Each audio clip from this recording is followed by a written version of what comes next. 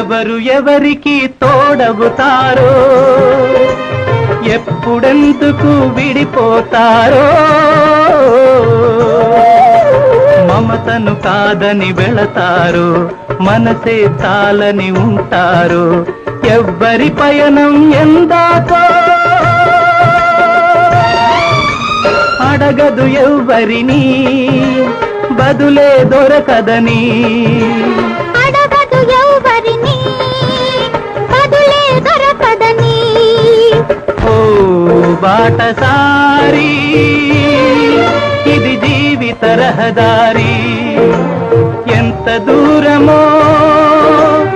ఏది అంతమో ఎవరు ఎరుగని దారి ఇది ఒకరికి సొంతం కాదు ఇది ఓ బాట